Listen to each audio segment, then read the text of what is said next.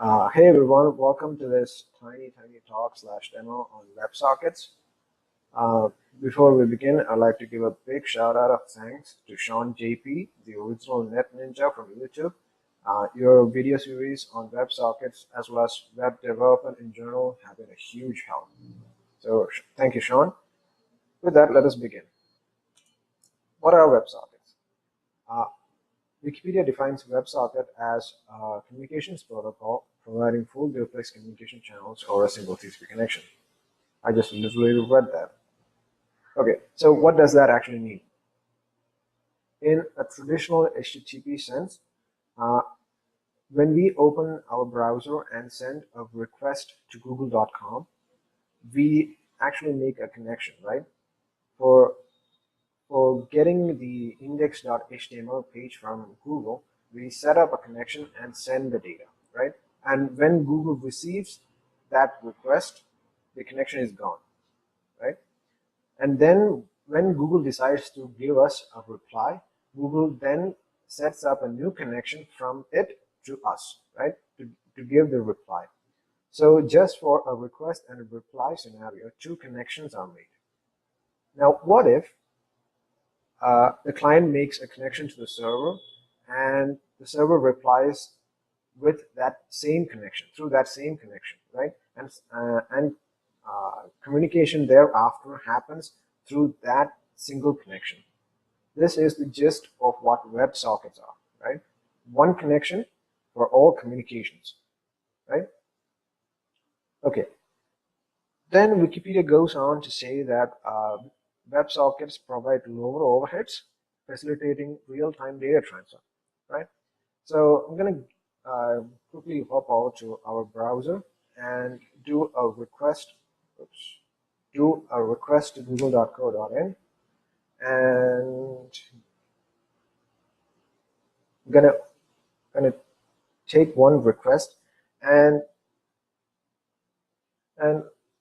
when we take a look here, all requests and responses go with a header, right? This header identifies the server of the client and what sort of request or response it is giving or doing, right? In WebSockets, the size of these headers are comparatively small, and because of that, more data could be pushed in, right? So let's go back to the slides. Real-time data.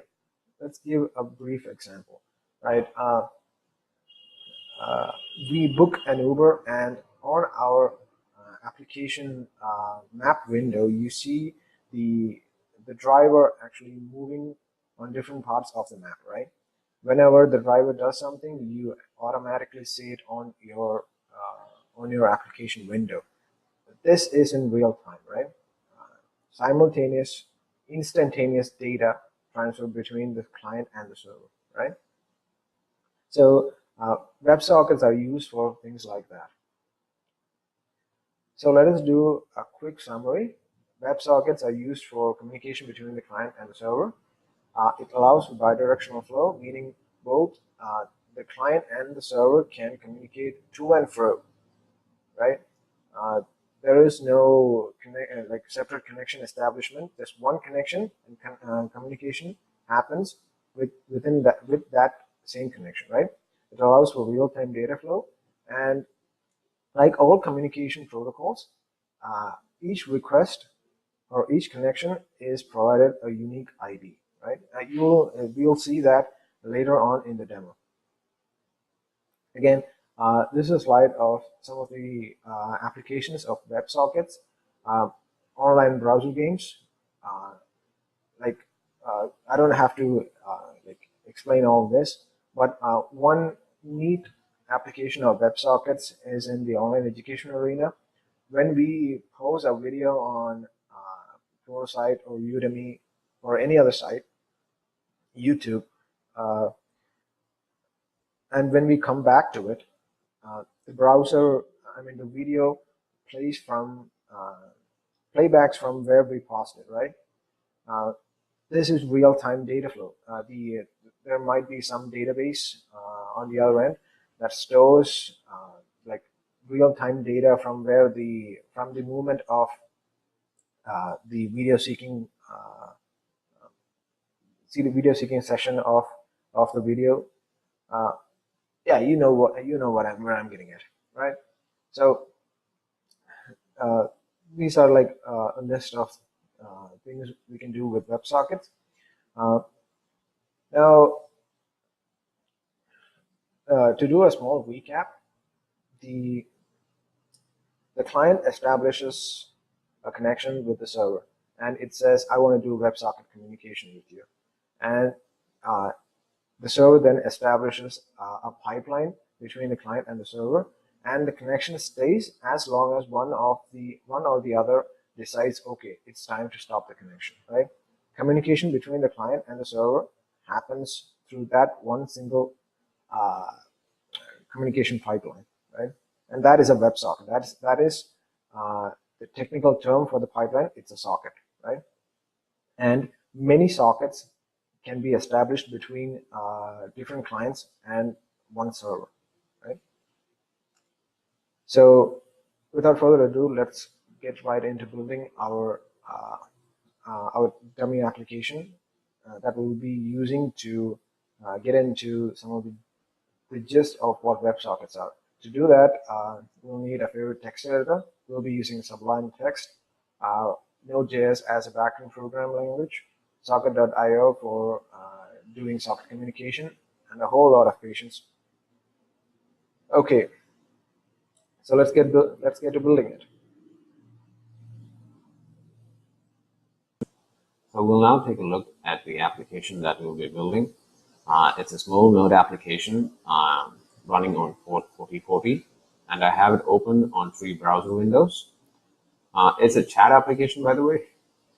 And like all chat applications, if I type a message, it would simultaneously pop up on all 3 browser windows. This is a typical real-time data manipulation use case. And again, if someone is typing back, every browser window, except for the one who is typing, gets a small notification or a feedback right here. And after we press send, that is gone, right? So we'll build this. So now we'll go ahead and build the application backend for our chat server. I'm currently here. I'm going to make a small directory. This will be my project directory. I'm going to give it a name of Sockets 101. I'm going to cd into it. Right. So this is our project folder. I'm going to use npm in it to initialize the project. Sorry if I can type.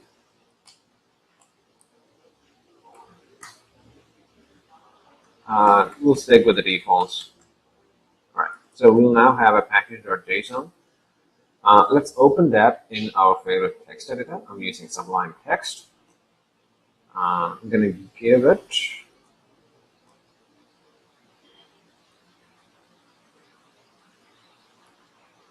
right. So we have our project folder open in our editor. Right now, let's make the starting file for our application.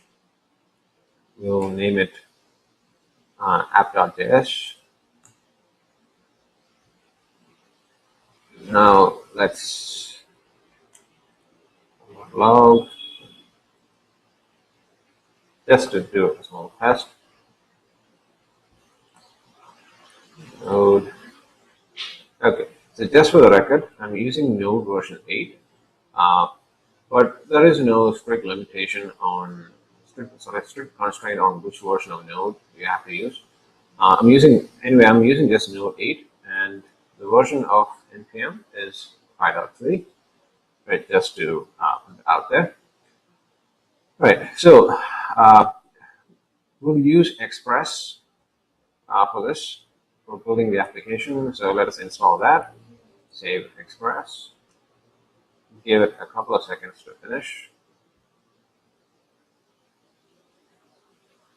I'm going to pause. All right, so it's finished.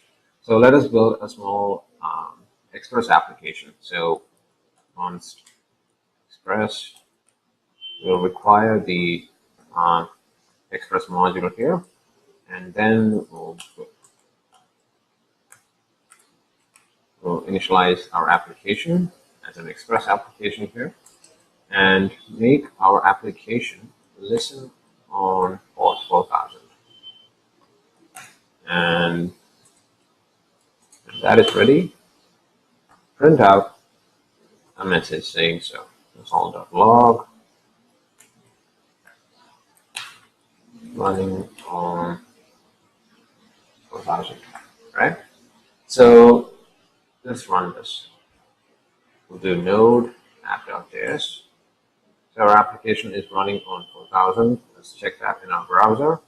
Localhost 4000. Yeah, it's run, right? So I'm going to add this to our package.json. Do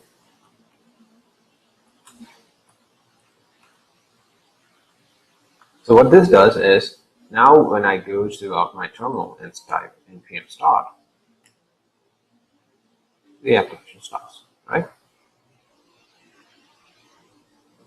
But we'll be making changes to this file, almost, I don't know, every few minutes. So every time going to the terminal and restarting the process is a tedious task. So I'm going to use a small tool called NodeMon that would help me in this process. I'm going to install NodeMon with npm install -- save, and this is a dev dependency, which means our application does not need NodeMon to function, but it would help in development if we use NodeMon for it, right? Npm install save dev NodeMon. Give it a couple of seconds, finish. I'm going to pause the video for here. So NodeMon has completely installed. So now we go back to our package.json file and remove and change this section to say node mode app. So what this does, it would start an instance of node with our app.js as parameter. And when we change something in our file,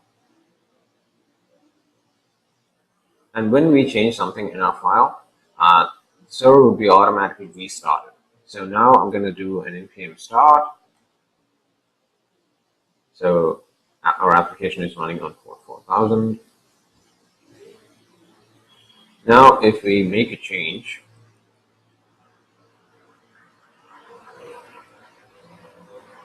and we save, we see that it's reflected automatically, right? This is the benefit of running the things with NodeMon.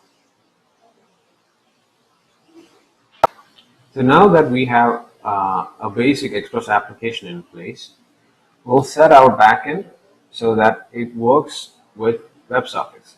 For that, we'll have to install one package called socket.io. We'll do that with npm install -- save socket.io. Give it a couple of seconds to install. Now that socket.io is installed, let us import it in our application. Const socket equals to require socket.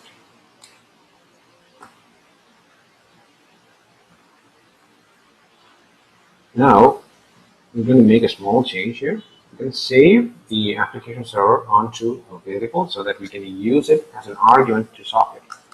Remember that WebSocket is like a pipeline between a server and a client.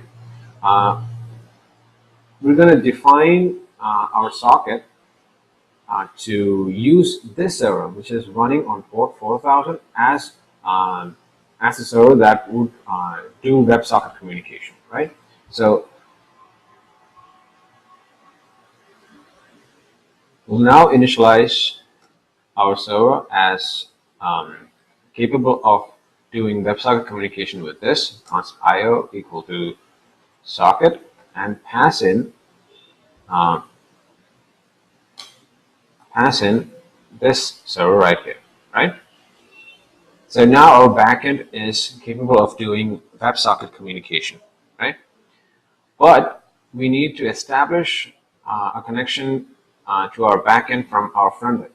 So let's get to building our front end next. So we want our chat application to serve an HTML page whenever we visit the root, which is localhost 4000 and slash. But right now, we have not done that. Oops, our server is down. Let's do npm start. All right, so, oops, messed that up. We need socket.io, right? Now it's running. Right, so we want to serve an HTML page instead of this. So let's do that next. I'm going to make a small folder. Oops. I'm going to make a small folder called public. And this would contain all the HTML, CSS, and JavaScript needed for our application's frontend, right? So let's make a new file here. Let's name it index.html. And while we're at it, we'll also make our CSS, which is style.css. Then another file called chat.js. Let's flesh out our HTML, right? We'll give it a name, chat app sockets. And we also need to style this. So let us link our style file here with link, with the link tag, and it will reference our style.css file that we just made.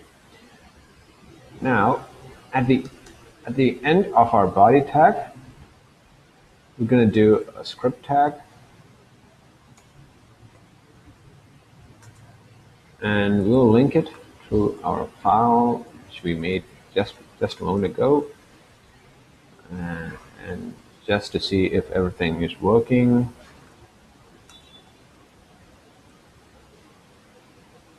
All right. So we need to serve index.html whenever we get a request at our chat application. So we do that by issuing by telling Express where static files are located within our project. We do that by doing this app.use, and we say Express look into a folder called public whenever some request comes for a particular file, right? So we do express.static. We'll give the name of the folder as public, right? So now, when we get a request here, we should get our HTML page served to us, right? So just to see if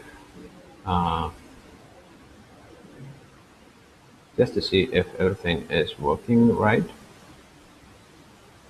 the style.css or chat.js is correctly linked. Yes, now there is. Cool. So we'll now go ahead and start building the UI of our chat window. So go to our index.html. We'll need a div to contain everything. We give it an ID of container, and then we'll create another div that is the chat box, and give it an ID of chat box.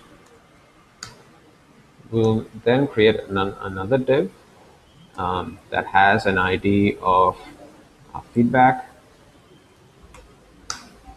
And finally, we have two input box, one for the handle and the other for typing the message. We don't need name here, we'll just use ID and ID of handle. We need another input of type text of ID message. And then we need one send button. We'll give it an ID of send, right? So let's see how this thing looks. Okay, very bare. So I'm gonna steal the styles from this location. We'll provide the styles in the description. I'm gonna open this. I'm gonna change this. I'm gonna copy this into my styles.css, and then I'm gonna refresh the window here. Right. So we have our base application running. Not class ID. Sorry about that. We'll now refresh, and voila, we have something to work with. Going back to, so our button is not as it seems.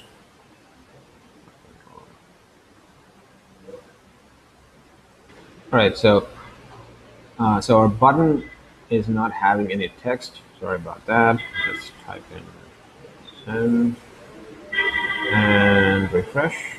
There it is. All right, so we have the front end set up. Now we need to include the section that would call our backend for setting up a socket connection. And for that, we go to socket.io's website, go to the download section right here. My internet, okay, right. So copy this line and link it here, right? Sub C equal to, right? Cool. Now we need to call our backend, and we'll do that in our chat.js file. So now we'll go back to our chat.js file and then say var socket equal to io.connect, and where our chat server is http localhost and on port 4000, right? So with that, we have successfully set up our front end and our backend to do WebSocket communication. So we're back at our application backend. Whenever we get a server connection on port 4000, we need to set up a socket, right? So in everything in JavaScript is event-driven. So whenever we get an event that goes something like io.onConnection, do a callback, right? And it will be within this callback that we do everything based on our sockets, right? So upon connection, set up a socket,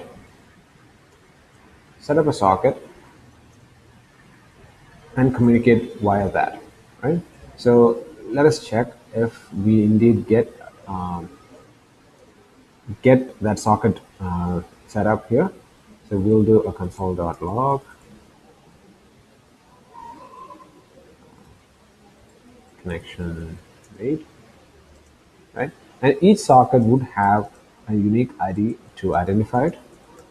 So let us do that. That is accessible from within the ID, within a variable called ID, which is within the sock object, right? So let us go back to our browser window, refresh, and go back, and we see we have that, right? All right, cool. I pressed space and save twice. That's why we received this. Just to show that again, I'm gonna do a refresh. We get a unique ID. So each time we do a refresh, a different ID would be generated, right? Cool. All right, so now we're going to start adding some functionality where when we press the send button here, we're going to extract the contents from these two input fields and then update it here, right? So let's do that. So we're going to target all the elements. So document dot get element by ID, One is the chat box.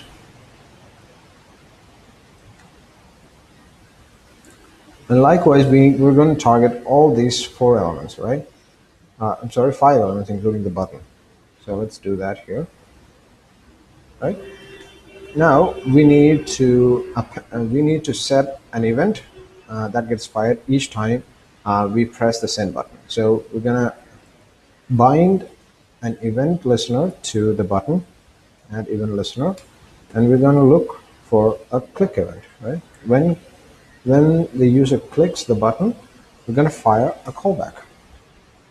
Oopsie, function. And in this callback, what we do is we extract the contents from these two input fields, right? And then make a JSON out of it. So let's do that. Var data equal to, it's a JSON. So let's give the first name value pair handle, and we'll do a handle.value. What this does is it gets the value of the input field handle, and it adds it here, right? So we'll also do that for the message. We'll do message dot value, right? So, and just to see if everything is working, we'll do a console.log of the data, right? So let's go to our front end, do a refresh, Sasuke, hey, right? So we get that here. So we need to send this back to our server, right? So everything in JavaScript is an event. So the communication from our front end will be happening via this socket variable, and on the back end it will be happening via this variable, right? So when we send something through this, it would be receiving through this, right? Cool. So we'll send this as an event. So we'll do socket dot emit. We'll emit a chat event, and through with that chat event we'll send the data, right? Now on the back end, we are going to receive the event, right? So socket dot on chat, we're going to receive some data. So that data, when we receive that data, it would be within this callback, right? So let's just do a console.log to see if we are indeed getting what we are expecting. So on the front, let's do a refresh. Let's go to the back end, and there it is, right? So what we want to do is, when we receive a chat data on our backend, we need to send that data across all sockets connected to our server. So we do that by sending sending that event sockets.emit through this. io.sockets contains the entire list of sockets that the server currently has, right? So we're going to emit that same chat event with the same data, right? And this would be received on our front end. So let's write that condition: socket dot on chat. When we receive a chat event, do a callback, right? And what this callback does is that it it updates the chat box, right? So for the time being, let's see how that looks. We'll do a p tag, and then a strong tag, then inside main,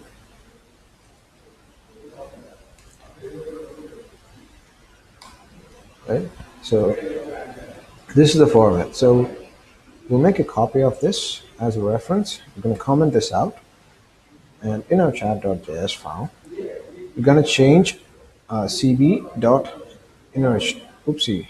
We're going to change the inner HTML of the div to this, right? Right. So this would be the handle value. We're gonna set that to here it is. So when we receive the chat event on our front end, we also would be getting the data that is sent along with it. So So here, for the place of handle, we'll type data.handle, and on the place of the message, we'll go data.message, right? So now when we do a refresh, and then we type hey, we'll get that here.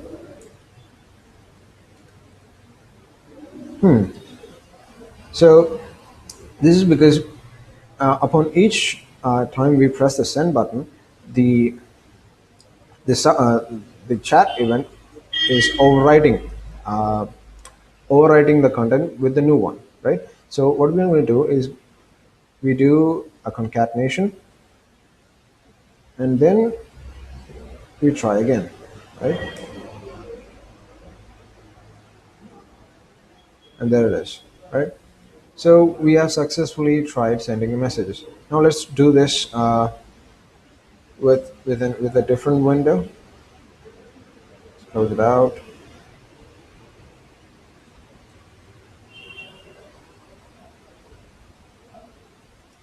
It should pop up, right? So both messages, the messages have been popped up on both windows,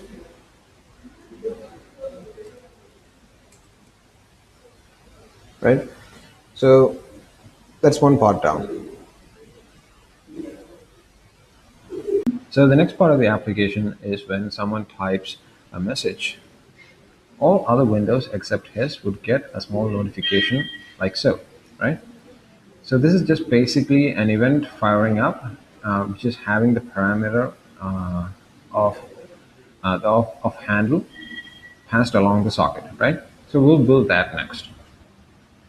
So whenever someone types in the message window, we need an eventifier, right? So we'll bind an event listener here. We'll say when someone presses their keys, fire this callback, right? Sorry about that. Function, right? So we're going to emit a new uh, a new a new event. Now let's call this event typing, right? And the data we're going to send is just the handle. So handle dot value, right?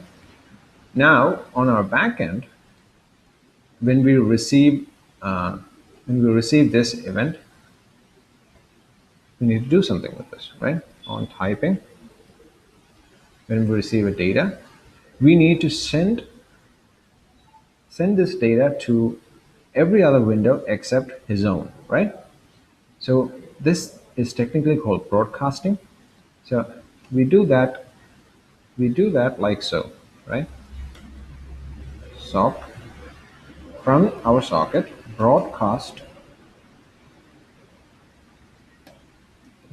this event, right? Which is typing, and send that data, right? Now on our front end, we're going to make our socket listen for that event. Socket dot on typing. Let's just copy the entire thing,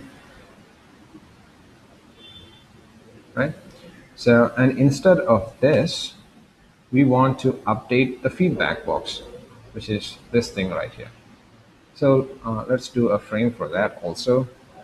P. Let's we need that italicized. Someone is typing, right? So let's do a refresh. Yeah, this is what we want. So we're going to copy this, comment it out, go back to our chat.js. We'll say fb.innerhtml, and we know we actually don't need to concatenate this thing. There is no actual need for concatenation here. So here I'm going to type in just the data, right? Someone is typing, right? So let's see how this thing goes on our page. All right, so we get that event here. When we press send, however, this thing is still here, right? This thing has to go when someone presses send, right? Right.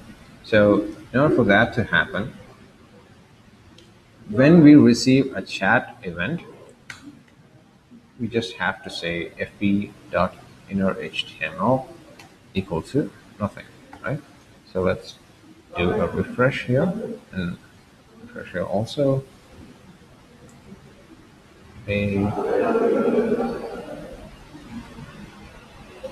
Happens here also.